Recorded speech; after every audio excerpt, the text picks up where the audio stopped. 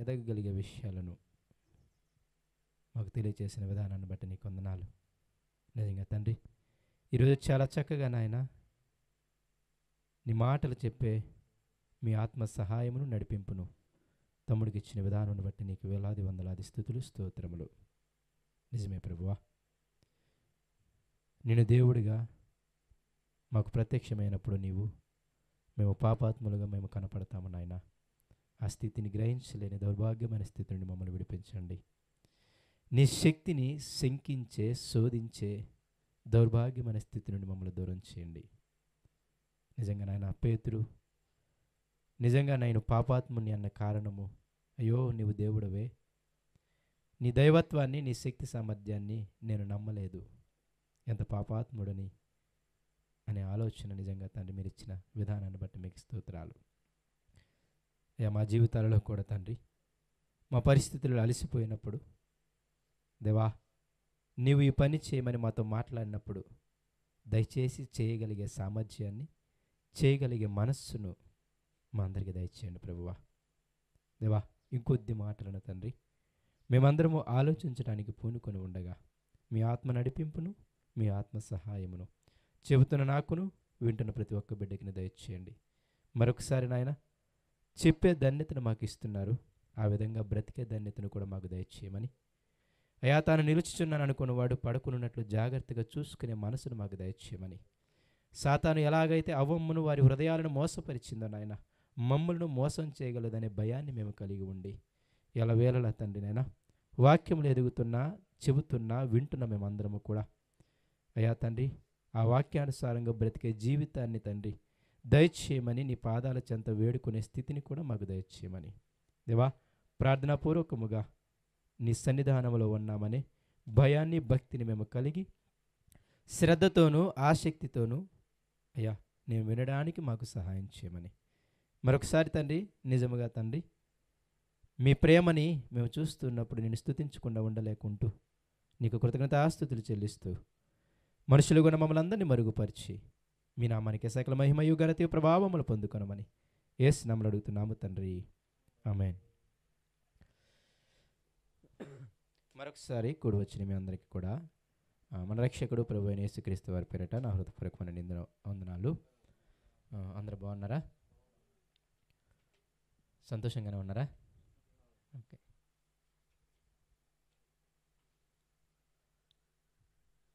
ఫ్యాన్లు వేస్తే నిద్రలు వస్తాయేమని భయం అనమాట. ఆ భయం నన్ను ఎప్పుడు వెంటాడుతూ ఉంటుంది. కొంచెం చెమటలు పడితే చిరాక్కనే నిద్రపోరు. ఓకే, అలా ఇబ్బంది ఏం కాదులే. ఓకే, సరే. ఏదేమైనా గత వారము మనము ఎక్కువ పాపం గురించి చెప్తున్నానని మీరు ఆలోచించకుండా, ఎక్కువ గట్టిగా చెప్తున్నాను నన్ను తిట్టుకోకుండా, లేకపోతే మిమ్మల్ని మనసులో పెట్టుకొని మిమ్మల్ని గురించి చెప్తున్నాను అనుకోకుండా దయచేసి తప్పుగా అర్థం చేసుకోవద్దు. కానీ పోయిన వారం కొంచెం గట్టిగా మాట్లాడేమని నాకే అనిపించింది వెళ్ళిన తర్వాత.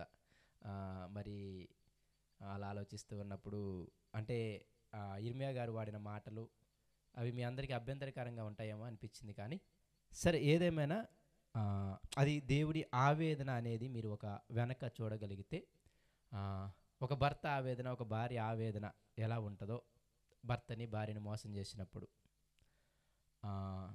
అదే ఆవేదన, అదే వేదన ఒక భార్య కానీ ఒక భర్త కానీ తానే సర్వస్వం అనుకొని తన శరీరాన్ని తనకు మాత్రమే అప్పగించి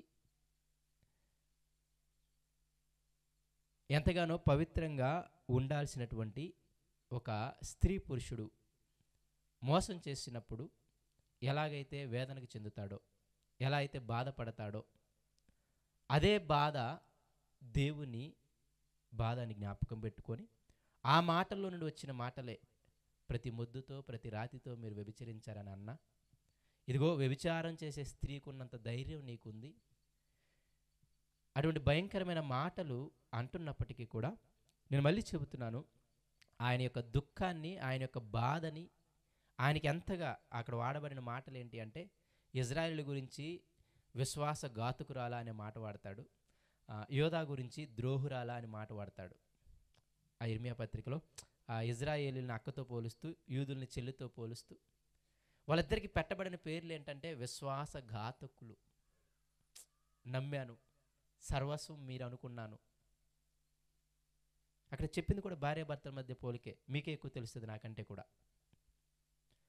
భార్యని, భర్తని, ఒక భార్య ఒక భర్త ఎలా అయితే నమ్ముతారో, నమ్మినప్పుడు నన్ను మోసం చేసావు కదా అంటావే, బైబిల్ భాషలో విశ్వాసఘాతకురాలు. నాకు ద్రోహం చేసావంటావే, బైబిల్ భాషలో ద్రోహులు. ఆ పదజాలాల వెనక ఆయన యొక్క వేదనని మీరందరూ కూడా జ్ఞాపకం పెట్టుకోనండి. ఎవరిని ఉద్దేశించి చెప్పడానికి మాత్రము అస్సలు ఉద్దేశాలు కాదు. కానీ ఎందుకంటే అనిపించిందంటే మీరు ఏదైనా మాతో చెప్పుకోనంటే మళ్ళీ భయపడతారని వాక్యనే చెప్తారని చెప్పి అందుకు నేను ముందుగా చెబుతున్నాను అనమాట. అలాంటి ఉద్దేశాలు ఏం లేదు. మిమ్మల్ని మనసులో పెట్టుకున్న వాక్యం చెప్తే దేవుడు నన్ను శిక్షిస్తాడనమాట. కాబట్టి అటువంటి హృదయాలని, అటువంటి స్థితిని ఏమి లేకుండా చాలా జాగ్రత్తగా ఆలకించాలన్నది నా ఉద్దేశము. అప్పటికి 10 నిమిషాలు అయిపోయింది కదా. సరే, అందరం కూడా కీర్తన గ్రంథం 32 అధ్యాయానికి వద్దాం. ఈ రోజైనా సమయానికి ముగిస్తారు లేదని చూస్తున్నారా? చాలా చిన్నదే, సింపుల్గా చెప్పేసి క్లోజ్ చేసేస్తాను. ఈరోజుతో ఈ పాపం గోల వదిలేద్దామని నా ఉద్దేశం అనమాట. తర్వాత నుండి ఏదన్నా చక్కగా వేరే వాటి గురించి ఆలోచించడానికి ప్రయత్నం చేద్దాం. దేవుడి వల్ల, దేవుడి చిత్తమైతే అందరం కూడా కీర్తన గ్రంథము 32 అధ్యాయం వద్దాం. మిమ్మల్ని నేను ఒక ప్రశ్న వేసి ముందుకు వెళతాను. ఈ భూమి మీద ఎవరు ధన్యుడు అని అడిగితే మళ్ళీ మీరు ఏం సమాధానం చెప్తారు? గతంలో ఒకసారి ప్రశ్న వేసినట్టుందా? అప్పుడు ఏం చెప్పాము ఇంతకీ? అది జ్ఞాపకం లేదంటారా? భూమి మీద ఎవరు ధన్యులు అంటే ఏం చెప్తారు చెప్పండి? క్రీస్తుని ఎరిగిన వాడు. ఇంకా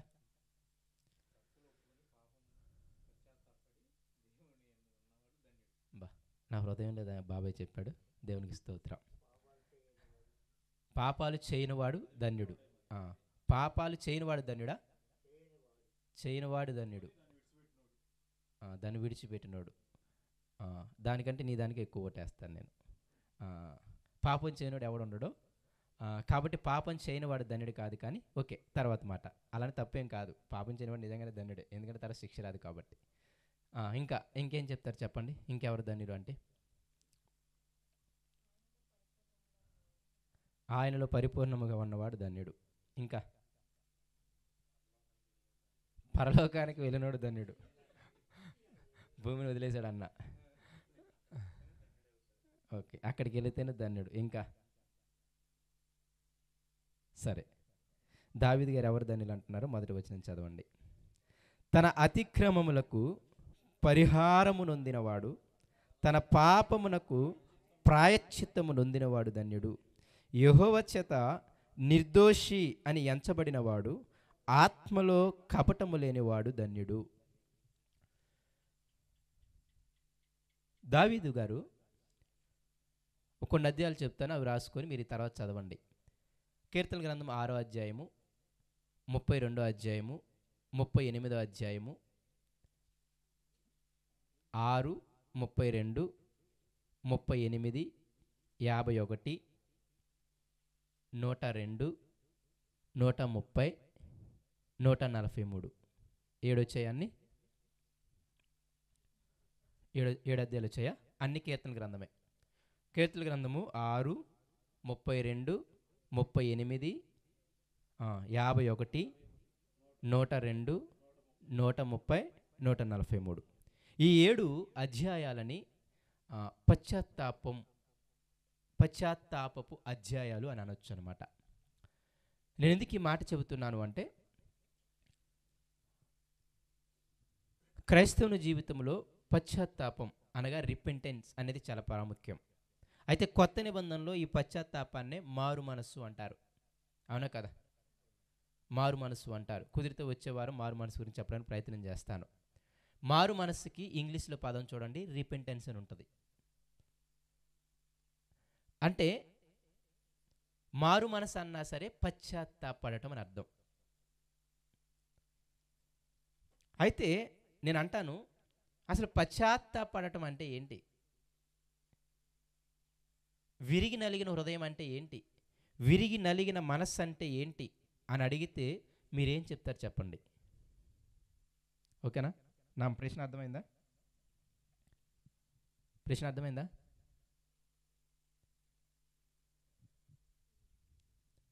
ఎవడు ధన్యుడని స్టార్ట్ చేసి మళ్ళీ ఎక్కడికి వెళ్ళానంటారా? అవునా?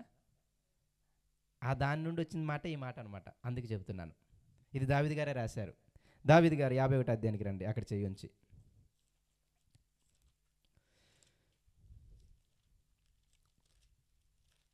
51 అధ్యాయము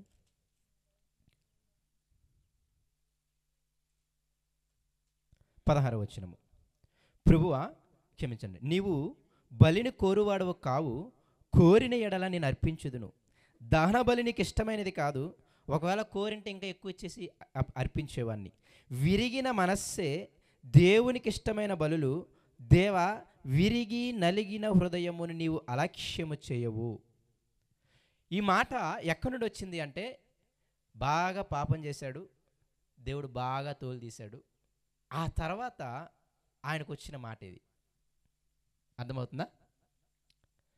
ఇదిగో నేను పాపం చేశాను, నా కుమారుని నువ్వు చంపేశావు, ఇంతకుముందు నేనంటే భయపడే నా చుట్టుపక్కల ఉన్న అన్యజనుల యొక్క రాజులు ఉన్నారే, వాళ్ళందరికీ నేనంటే భయము. వాళ్ళందరూ ప్రతి సంవత్సరం ఏటేటా వచ్చి నాకు పన్ను చెల్లించేవాళ్ళు సంధి కోసం. అటువంటి నాకు భయపడే రాజులను తిరిగి మళ్ళీ నా మీదకే లేపావు నువ్వు. అర్థమవుతుందా?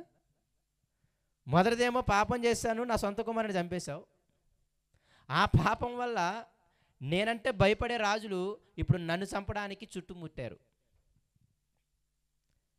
ఇంతకుముందు బలం నాకు ఎక్కువ ఉంది, వాళ్ళ బలహీనులు, ఇప్పుడు వాళ్ళకు బలం ధరించేసావు, నన్ను బలహీనుని చేశావు. ఈ వేదనలో, ఈ శ్రమలో, ఈ శిక్షలో ఆయన అంటున్న మాట ఇది. ఏమంటాడు తెలుసా? నిజంగా ఈ శ్రమని, ఈ వేదనని నువ్వు బలిస్తే మాన్పిచ్చేస్తావంటే చక్కగా ఆయన రాజు. అర్థమవుతుందా?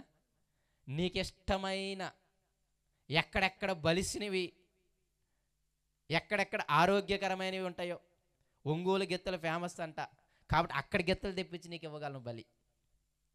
అవునా కదా? పలానా చోట మేకలు చాలా బాగా ఉంటాయంట, పలానా చోట గొర్రెలు చాలా ఆరోగ్యకరంగా ఉంటాయంట, పలానా చోట పలానావి బాగుంటాయంట.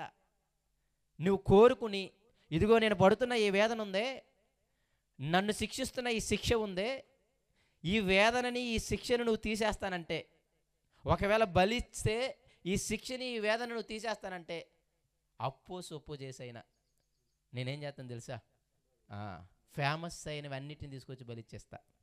మీకు అర్థమని చెబుతాను. మిమ్మల్ని మంచి రోగంతో మొత్తాడు అనుకుందాం, ఒక మంచి శ్రమతో మీ కుటుంబాన్ని మొత్తాడు అనుకుందాం, మీ భార్యకో మీ భర్తకో మరణకరమైన రోగం ఒకటి కలిగించాడు అనుకుందాం. ఇదిగో అమ్మా, నువ్వు ఒక 20 లక్షలు ఇస్తే, ఇదిగో నీ భర్తని నేను బతికిస్తానని దేవుడు చెప్పాడు అనుకో, అప్పుడు బలి ఇప్పుడు ఇవ్వడం అనమాట, పెద్ద విషయమీ లేదు. అప్పుడు నువ్వేమో నేనేం చేస్తాను చెప్పండి? నీ సొంత ఇల్లు, ఇష్టపడి కట్టుకున్న ఇల్లు అమ్మేసైనా ఆ తెగులు నుండి, ఆ శిక్ష నుండి తప్పించుకోవడానికి ప్రయత్నిస్తావా లేదా? ప్రయత్నిస్తావా లేదా? అది దావీదు బాధ.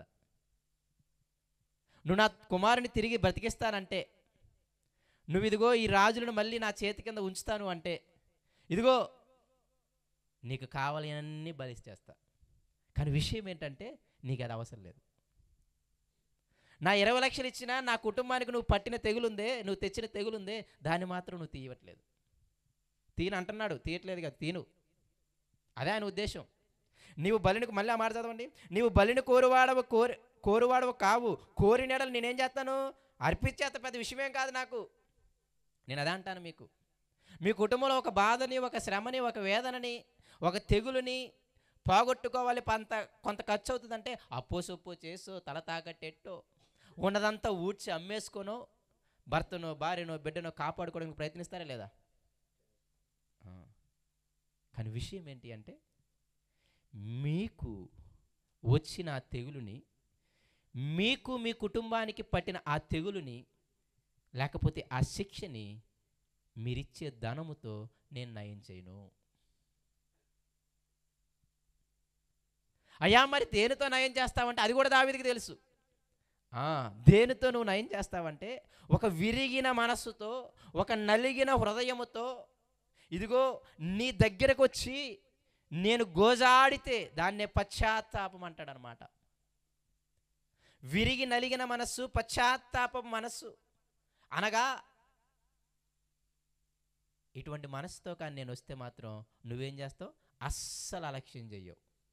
20 లక్షలన్నా తోసేస్తావేమో కానీ ఈ విరిగి నలిగిన హృదయాన్ని, ఈ విరిగి నలిగిన మనస్సుని అనగా పశ్చాత్తాపపు హృదయాన్ని, ఇదిగో నేను ఇక మారతాను అనే మారు మనస్సు అనే స్థితిని కానీ నేను వెంటబెట్టుకొని ఆయన సన్నిధానంలో గోజాడగలిగితే దాన్ని మాత్రం ససేమీర అలక్ష్యం చేయడంట.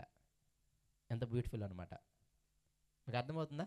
దావీదు దేవుని హృదయానుసాడని ఈ మాటతో తెలిసిపోద్ది. ఎందుకంటే దేవుడికి ఏది ఇష్టమో ఏది ఇష్టం కాదో ఆయన తెలుసు కాబట్టి. అవునా కదా? ఆ మాటను కూడా ఫుల్ఫిల్ చేశాడా లేదా?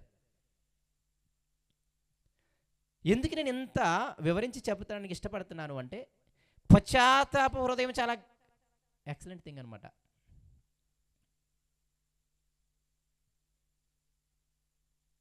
ఎంతకీ ఈ పశ్చాత్తాపడే హృదయం ఎందుకు వస్తుంది చెప్పండి? ఆనందంగా ఉంటూ వస్తుందా, లేకపోతే ఏదన్నా శిక్షకుండా వెళ్తున్నప్పుడు వస్తుందా? ఇంతకీ శిక్షకు కారణం ఏంటి చెప్పండి? వెనక్కి వెళ్తే పాపం అనేది ఉంటుంది, ఇంకా వెనక్కి వెళ్తే దోషం అనేది ఉంటుంది, ఇంకా వెనక్కి వెళ్తే మూర్ఖత అనేది ఉంటుంది, ఇంకా వెనక్కి వెళ్తే తిరుగుబాటు అనేది ఉంటుంది, ఇంకా వెనక్కి వెళ్తే ఏముంటుంది తెలుసా? అతిక్రమాలు ఉంటాయి. ఈ 3 మాటలు మీరు ఎప్పుడు గుర్తుపెట్టుకొని చెప్పాక విలాప వాక్యాల్లో, గొప్ప తిరుగుబాటు, విస్తారమైన అతిక్రమాలు. ఒక అతిక్రమం కాదు, మనం ఒక మాట మేరం. బైబిల్ 66 పుస్తకాలు మీరేస్తామన్నమాట. అంత అతిక్రమాలు చేస్తాం మనం. విస్తారమైన అతిక్రమాలు. దేవుడు పదజాలాలు కూడా భలే సృష్టిస్తాడనిపిస్తుంది అనమాట. విస్తారమైన అతిక్రమాలు. ఒక అతిక్రమం అయితే పోను, ఒక వాక్యాన్ని మీరుంటే పోయేది. మనం మీరేది, నేనైనా మీరైనా అనేకమైన విస్తారమైన అతిక్రమాలు అంట. సరే, ఆయనకి తిరుగుబాటు కొంచెమైనా చేస్తే బాగుండు. గొప్ప తిరుగుబాటు అంటే ఏం తిరుగుబాటు? గొప్ప తిరుగుబాటు. ఓకే, పాపి అని ఒక మాటతో వదిలేస్తుండే ఏమంటాడు తెలుసా? ఘోర పాపం చేశానంటాడు అనమాట. అంటే ఇజ్రాయేలీలు ఆ 3 వాక్యాలలో యూదుల గురించి మాట్లాడుతూ విస్తారమైన అతిక్రమాలు మేము చేసింది, ఘోరమైన పాపాలు మేము చేసింది, గొప్ప తిరుగుబాటు మేము నీకు చేసింది అని చెప్పి ఏడుకుంటాడు అనమాట ఇర్మియా. అంటే నేను ఇదంతా ఎందుకు చెబుతున్నాను అంటే, ఒక శిక్షకి ఒక వేదనకి కారణం ఏంటి? పాపము, దోషము కదా. ఇది బాగా తెలిసినోడు ఇప్పుడు మీకు 32 అధ్యాయం మొదటి అధ్యాయం చదివితే తెలుస్తుంది అనమాట. ఎందుకు దావీదు ఎవరిని ధన్యుడు అన్నాడు? ఎవరిని ధన్యుడు అన్నాడు చెప్పండి? ఇప్పుడు 32 అధ్యాయం మొదటి వచనం చదవండి.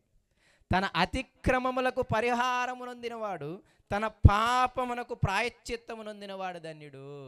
ఎందుకంటే వాడు చక్కగా శిక్ష నుండి విడిపింపబడతాడు, వాడు చక్కగా తెగుల నుండి విడిపింపబడతాడు, వాడు చక్కగా తన బాధ నుండి విడిపింపబడతాడు. అర్థమవుతుందా?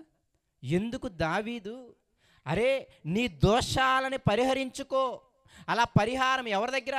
యెహోవా యొద్ద నీ దోషాలు పరిహారం నొందావని నువ్వు సర్టిఫికెట్ తెచ్చుకుంటే, నీ పాపాన్ని దేవుడు ప్రాయశ్చిత్తం అంటే కవర్ చేసేసాడు అని కానీ నువ్వు సర్టిఫికెట్ తెచ్చుకోగలిగితే, ఇదిగో యెహోవా ఇదిగో వీడు దోషి అని అనకుండా ఉండగలిగితే, ఇదిగో యెహోవా ఈడ ఆత్మలో కపటం అనగా మోసం ఉంది అని అనకుండా ఉంటే వాడు ధన్యుడంట. నేను ఇప్పుడు అడుగుతాను, మీ హృదయం మీకు ఈ సర్టిఫికేట్ ఇవ్వగలదా? నా దోషాలన్నిటిని దేవుడు పరిహరించాడు అనే తీర్మానం, నా పాపాలన్నిటినీ దేవుడు ప్రాయశ్చిత్తం కలిగించాడు అనే ఒక నమ్మకం, ఇదిగో దేవుడు నన్ను చూసి వీడు ఎటువంటి వాడు కాదు, నిర్దోషి అంటే వీడిలో ఏ దోషం లేదు అని నీ వైపు వేలు చూపించి అనగలడా? ఇదిగో ఇతని ఆత్మలో ఏ కపటం లేదు, శరీరంలో కాదు సుమా, ఆత్మలో. ఈ 4 మాటలు నేను అంటాను, దేవుడు నిన్ను నన్ను చూసి అనగలడా? ఈ ధైర్యం సంపాదించుకున్నప్పుడు మన భక్తి, మనం ధనం ఇవ్వటం, మాలాగా ప్రసంగాలు చేయటం, లేకపోతే మీరు కూడికలకి కష్టపడి సెలవులు పెట్టి వెళ్ళటం, లేకపోతే పుట్టినరోజులకో కార్యాలకో పాస్టర్ గారిని పిలిపించి చక్కగా ఖర్చు చేసి, నీ ఖర్చు కంటే పాస్టర్ గారికి ఇచ్చే ధనం ఎక్కువ అయ్యి, అవునా కదా, ఇంత చేసుకుని నేను అంటాను వృధా అన్నమాట. అవి చేయకపోవడం నా ఉద్దేశం కాదు సుమా. ప్రథమ చికిత్స లేకుండా డాక్టర్ దగ్గరికి వెళ్ళేలోపు చచ్చిపోతావు. అలానే ప్రథమ చికిత్స చేసుకొని ఆగిపోయినా చచ్చిపోతావు. అవునా కదా? రెండు కలిపి చేస్తేనే బాగుంటుంది అనమాట. పాము కరిసినప్పుడు చేయాల్సిన ప్రథమ చికిత్స చేసి హాస్పిటల్ దూరంగా ఉన్న కట్టు కట్టేసి చక్కగా అంబులెన్స్లో తీసుకెళ్ళిపోయామనుకో, ఆడు బతుకుతాడనమాట. లేదు నేను ప్రథమ చికిత్స చేస్తాను, నేను ఎంబీబీఎస్ డాక్టర్ అని చెప్పేసి అలా కట్టు కట్టేసి ఉంచామనుకో, పోతాడు. ఇక్కడ ఏంటంటే రెండూ చేయాలి. అలాగే మీరు చేసేవన్నీ కూడా వాటితో పాటు ఏది కలిసి ఉండాలి అంటే, నీకు నాకు ఒక నిశ్చయిత ఉండాలి. ఇదిగో నా పాపాలని దేవుడు ప్రాయశ్చిత్తం చేశాడు, నా పాపాలని, నా దోషాలకి దేవుడు పరిహారం ఇచ్చాడు. దేవుడు నన్ను చూసి వీడిలో ఏ దోషము లేదు అని చెప్పగలడు. నా ఆత్మని పరీక్షించి వీడిలో ఏ మోసము లేదు అని చెప్పగలిగిన వాడు ధన్యుడంట. ఎందుకంటే అలా చెప్పకపోతే దానివల్ల వచ్చే వేదన దావీదుకి తెలుసు కాబట్టి. ఆ దోషం వలన, ఆ యొక్క పాపం వలన, ఆ యొక్క అతిక్రమం వలన, ఆ యొక్క మూర్ఖత వలన వచ్చే కీడుందే, అది చాలా బాధకరమైనది కాబట్టి, దాన్ని అనుభవిస్తున్నాడు కాబట్టి ఇప్పుడు ఆయన ఏమన్నాడు తెలుసా? అయ్యయ్యో, భూమి మీద రాజు గొప్పోడు కాదు, గొర్రెలు కాచుకునేవాడు రాజు అవ్వడం పెద్ద ధన్యతేం కాదు. అర్థమవుతుందా మీకు? గొర్రెలు కాచుకునేవాడు రాజు అవ్వడం పెద్ద ధన్యతేం కాదు. మరి ఏంటయ్యా ధన్యత అంటే, పాపమును ప్రాయశ్చిత్తము, దోషానికి పరిహారము, ఆత్మలో మోసము, ఆత్మలో దోషము, ఇదిగో వీడు దోషి అని దేవుడు చెప్పకుండా ఉండటం, ఇది ధన్యత అంట. ఎందుకంటే పాపం పేదోడికైనా శిక్షేస్తుంది, ధనవంతుడికైనా శిక్షేస్తుంది. దోషము చదువు ఉన్నోడికైనా శిక్షేస్తుంది, చదువు లేనోడికైనా శిక్షేస్తుంది. అతిక్రమము, మూర్ఖత గవర్నమెంట్ ఉద్యోగినైనా శిక్షిస్తుంది, కూలి పనున్నైనా శిక్షిస్తుంది. అంతేనే కదా? అందుకే దావీదు ఆ వేదనలో నుండి అనుభవిస్తున్నాడు. అందుకే చెప్పింది అక్కడ, నా పాపాన్ని తీసేయి, నా పాపాన్ని తీసేయి, నా పాపాన్ని తీసేయి అని వేడ్చుకుంటూ, గోజాడుకుంటూ, నీ సన్నిధి నన్ను తోసేయకు, నీ పరిశుద్ధాత్మ నా నుండి తీసేయకు అని చెప్పుకుంటూ లాస్ట్లో ఈ మాట అంటున్నాడు, నువ్వు ఒకవేళ ఇవన్నీ తీసేస్తానంటే బలి ఇవ్వడం వల్ల నేను శుభ్రంగా ఇవ్వగలను, పెద్ద విషయం కాదు. కానీ విషయం ఏంటంటే అది నువ్వు కోరువాడవు కాదు.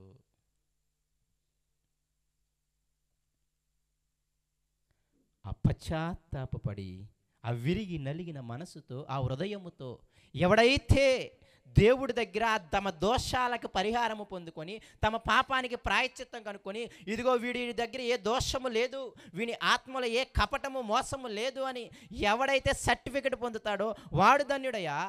వాడు ఆనందముతో, సుఖంగా, శాంతిగా భూమి మీద బతుకుతుంటాడు అనమాట.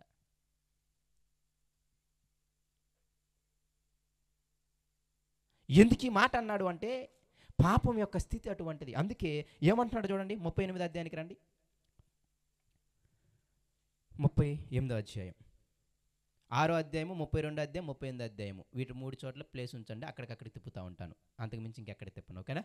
38 అధ్యాయానికి రండి. ఎప్పుడైతే పాపం చేశాడో ఆ 51 అధ్యాయము, ఈ 38 అధ్యాయము దావీదు పాపం చేసినప్పుడు, దేవుడు శిక్షించినప్పుడు రాస్తున్న మాటలు. ఓకేనా? రెండు ఒకే సందర్భంలో రాయబడిన మాటలు. 38 అధ్యాయం ఏమంటున్నాడు చూడండి. బాగా అనగదొక్కేశాడు కదా శ్రమలతో, కొడుకుని చంపేశాడు, చుట్టుపక్కల రాజులందరిని లేపేశాడు. నిజంగా చెబుతున్నాడు, దావీదుకి చుక్కలు చూపించాడు దేవుడు. ఆ మాట వాడచ్చు, చుక్కలు చూపించాడు. అందుకే ఆయన ఏమంటున్నాడు తెలుసా? ఏమంటున్నాడు చూడండి, యెహోవా కోపోద్రేకము చేత నన్ను గద్దింపకము, నీ ఉగ్రత చేత నన్ను శిక్షింపకము. పశ్చాత్తాపడటం ఎలాగో మీకు చెబుతున్నాను. మీ సొంత హృదయాలతో, మీ సొంత మైండ్లతో దేవుడి దగ్గర పశ్చాత్తాపడమాకండి. భక్తులను చూసి అసలు వాళ్ళు పాపం చేసినప్పుడు, వాళ్ళు వేదన అనుభవిస్తున్నప్పుడు వాళ్ళు ఎలాగూ దేవుని దగ్గరికి వెళ్ళి పశ్చాత్తాపడ్డారు, ఎలాగూ దేవుని దగ్గరికి వెళ్ళి ప్రార్థన చేశారు అనే వెతికే మైండ్ ఉంచండి. అది నా ప్రయత్నం ఈరోజు. మీ సొంత బుర్రలతో, మీ సొంత ఆలోచనలతో వెళ్ళారనుకోండి, ఏమంటారు తెలుసా? రోగం తీసేయి, అప్పులు తీర్చేయి, ఇది మాత్రమే ఉంటుంది.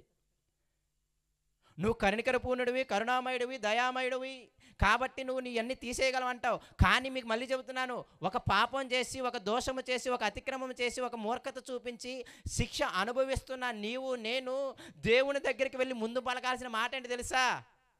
నువ్వు కనికర పూర్ణుడివి కదా, నాకు సహాయం చేయి అని అనకూడదంట. ఏం జ్ఞాపకం రావాలి తెలుసా ఆ శిక్షలో? అమ్మో, నీ కోపోద్రేకముతో నన్ను శిక్షించకము, గద్దించకము, నీ ఉగ్రతతో నన్ను శిక్షించకము. అర్థమైపోతుంది, నేను పాపం చేశాను, ఇప్పుడు శిక్ష వేస్తున్నావు. ఈ శిక్షకు కారణం ఏంటంటే నీ కోపోద్రేకము, ఈ శిక్షకు కారణం ఏంటంటే నీ ఉగ్రత. ఈ విధంగానే మనం వెళ్ళాలి దేవుని దగ్గరికి, ఈ విధంగానే పశ్చాత్తాపడాలి. ఎందుకయ్యా నీ కోపోద్రేకం చేత నన్ను గద్దించొద్దు, నీ ఉగ్రత చేత నన్ను శిక్షించొద్దు అని ఎందుకంటున్నాడు? అదే మాట చూడండి, 6వ అధ్యాయం కూడా చూడండి, కీర్తనలో 38 దగ్గర చేయించి 6వ అధ్యాయానికి రండి. ఇక్కడ కూడా ఏ మాటతో స్టార్ట్ చేస్తున్నాడు తెలుసా? మొదటి అధ్యాయము 6వ అధ్యాయం. యెహోవా, ఈయన కూడా దావీదు గారు, వేరే అనేం కాదు. యెహోవా, నీ కోపము చేత నన్ను గద్దింపకము, నీ ఉగ్రతతో నన్ను శిక్షించకము. అప్పుడప్పుడు అనిపిస్తుంది ఈ మాటలు మనము పశ్చాత్తాప ప్రార్థనలో మేబీ వాడు ఉండమేమో.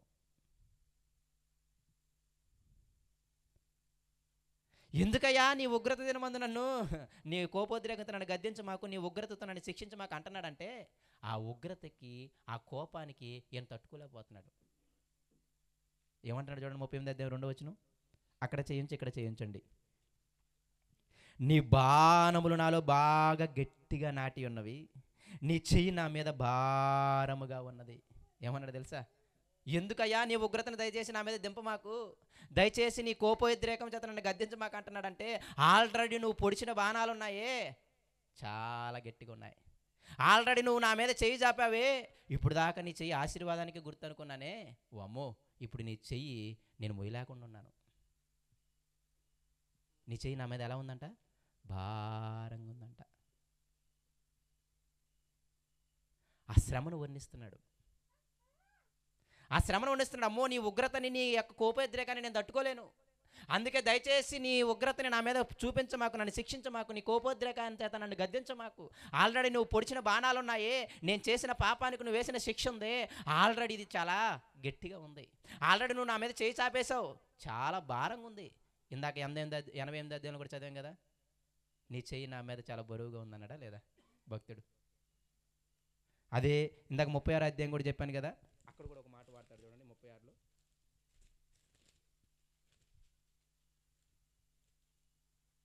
క్షమించండి, 32 కదా, 32 అధ్యాయానికి రండి. 4వ వచనము. దివారాత్రులు, ఒకరోజు 2 రోజులు కాదు ప్రియమైన దేవుని పిల్లారా, దివారాత్రులు అంట నీ చెయ్యి ఎలా ఉంది? నా మీద బరువుగా ఉండెను, నా సారము వేసవి కాలమున ఎండినట్టాయను అంట. అంటే అర్థం ఏంటి తెలుసా?